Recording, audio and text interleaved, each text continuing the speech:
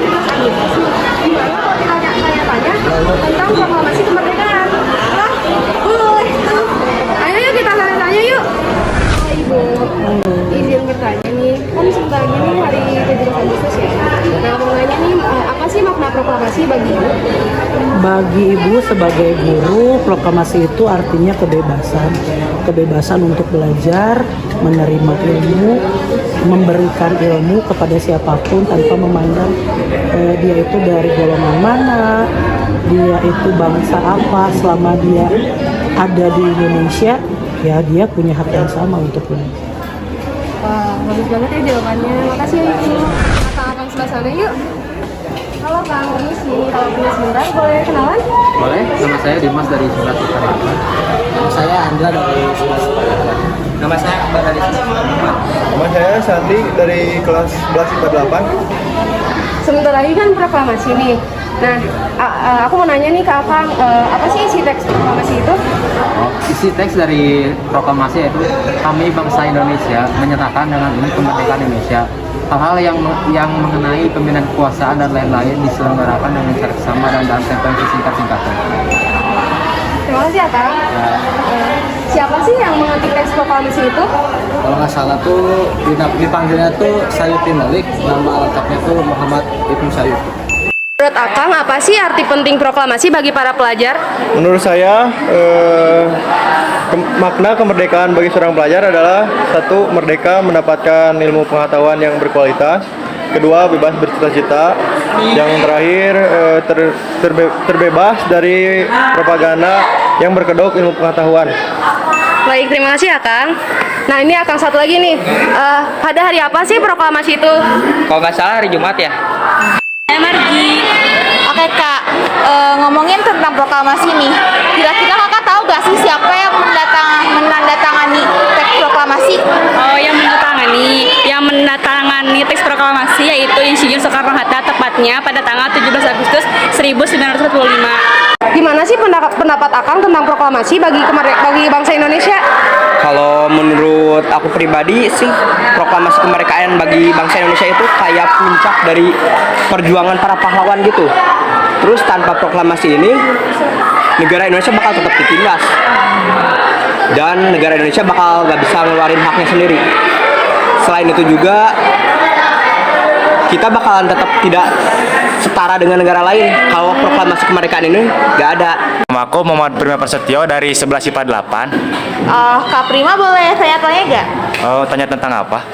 Tentang proklamasi nih. Yeah. Kak Prima bisa bayangin gak sih misalkan kalau proklamasi itu tidak ada? Oh, kalau proklamasi itu nggak ada. Menurut aku sih mungkin sampai saat ini kita belum merdeka, masih dijajah, dan mungkin kita nggak akan bisa kumpul belajar di sini gitu, sama-sama masih dalam penjajahan. Raihan Hidayah Arianto dari 11 IPA 8. Oke Kak Rehan, saya boleh tanya gak nih? Boleh. Kira-kira Kakak tahu gak sih ide-ide pokok dari proklamasi itu dari siapa aja? Oh, setahu saya sih ada 2 kepemimpinan ya. Iya. Ya, kepemimpinan golongan yang muda dan golongan tua. Setahu saya yang golongan tua itu Soekarno, Muhammad Hatta. Kalau golongan muda itu ada Soekarni sama Muhammad Subarjo. Gitu. Nama aku Nafisa. Dari kelas apa ya? 11 IPA 8. Kebetulan kan sebentar lagi tuh 17 Agustus ya Teh. Nah, aku mau nanya nih, kapan sih teks proklamasi pertama kali dibacakan? Teks proklamasi itu dibacain pada tanggal 17 Agustus 1945 hari Jumat pukul 10 waktu Indonesia Barat. Dan itu tuh bertepatan juga sama tanggal 9 Ramadan 1364 Hijriah gitu. Anaura dari kelas 11 IPA 8. Nah, aku mau nanya nih tentang proklamasi. Siapa sih yang mengibarkan bendera saat hari kemerdekaan itu? Setahu saya bendera Indonesia dikibarkan pertama kali oleh presiden kita ya, Pak Soekarno. Aku Nurisma. Oke, Karisma. Boleh tanya-tanya tentang proklamasi gak nih? Boleh. Oke. Di mana sih IR Soekarno berdiri tegap dan gagah dan dengan kopiah hitamnya, terus menghadap sebuah mikrofon sederhana untuk membacakan proklamasi itu di mana sih? Di Jalan Pegangsaan Timur nomor 56 Jakarta. Uca Ariana dari kelas 11 IPA 8. Aku Korika Syafni dari 11 IPA 8. Oke, baik. Kak Cesa pasti udah agak asing lagi kan sama Rengas Dengklok. Nah, Kak Cesa boleh tahu gak sih kalau Rengas Dengklok itu apa? Rengas Dengklok itu setahu aku sih ada golongan muda yang gagal untuk memaksa golongan tua mempercepat proses proklamasi kemerdekaan gitu. Terus tujuan inti dari adanya peristiwa Rengas Dengklok itu adalah untuk menculik Insinyur Soekarno-Hatta dan Dr. Muhammad Hatta keluar kota untuk menjauhkan pengaruh dari Jepang. Oke, bagus ya jawabannya. Oke, baik Kak Kori. Ngomongin tentang proklamasi nih. Kamu tahu gak makna proklamasi kemerdekaan bagi bangsa Indonesia itu apa? Kalau menurut aku sih maknanya tuh kayak kita sebagai bangsa Indonesia jadi mempunyai hak kebebasan terus kemerdekaan untuk menentukan nasib kita sendiri. Selain itu juga kita juga jadi sebagai bangsa Indonesia jadi setara, mempunyai kedudukan yang setara dengan bangsa-bangsa yang lainnya. Kakak tahu gak kalau proklamasi itu disusunnya oleh 2 golongan? Tahu? Menurut kakak itu siapa aja sih? Pemimpin tua ada IR Soekarno, Mr. Ahmad Subarjo, dan Dr. Muhammad Hatta. Pemimpin muda ada Soekarni, Diah, dan Mbah Diro. Aku Dinda dari kelas 11 IPA 8. Nama aku Hanin dari kelas 11 IPA 8. Nama aku Devia dari kelas 11 IPA 8. Oke, baik. Kak Dinda tahu gak sih kalau teks proklamasi itu dibacainnya atau diketiknya di mana? Kalau setahu aku, naskah proklamasi itu ditulisnya di Rumah Laksamana Muda Tabashi Maeda di Jalan Medidori. Itu tuh sekarang jadi Museum Perumusan Naskah Proklamasi di Jalan Imam Bonjol 1 di Jakarta Pusat. Baik, Kak Dinda makasih ya. Terus Kak Hanin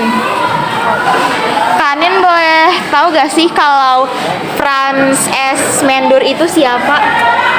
Yang aku tahu sih beliau itu seorang fotografer yang mendokumentasikan berlangsungnya pembacaan teks proklamasi dan pengibaran bendera merah putih. Oh, baik Kak, terima kasih ya. Baik. Selanjutnya, halo Kak Devia. Halo. Kak Devia, tahu gak sih kalau teks proklamasi ini dibacainnya di mana? Kalau dibacainnya itu di Jalan Pegangsaan Timur nomor 56 Jakarta. Oke, baik. Terima kasih kakak-kakak. Iya. Nah, Sel, tadi kita udah nanya-nanya kan nih sama teman-teman kita yang di akal muda semua di sana. Bagus-bagus banget ya pertanyaan jawabannya. Iya, bagus banget ya jawabannya. Banding banget. Oke, jadi bisa disimpulkan ya kalau kalimat-kalimat teks proklamasi yang lahir dari pemikiran Muhammad Hatta, Ahmad Subarjo, serta pemimpin-pemimpin lain yang merumuskan lainnya memang memiliki makna yang kuat tentang hak kemerdekaan sebuah negara. Oleh karena itu, meskipun Belanda tetap berusaha menjajah, masyarakat Indonesia bersama para pejuang tetap berjuang karena kemerdekaan adalah hak segala bangsa dan Indonesia adalah bangsa yang merdeka. Nah, begitulah kira-kira ide dan pemikiran tentang proklamasi kemerdekaan Indonesia. Setiap kata mengandung makna yang sangat penting dan disusun dengan hati-hati. Nah, kalau kamu mau menjadi seperti mereka, memperjuangkan bangsa kita menjadi dari berbagai bentuk penjajahan, kamu harus punya banyak pengetahuan nih untuk jadi cerdas dan pintar. Caranya adalah dengan belajar dengan giat dan berprestasi di sekolah. Selamat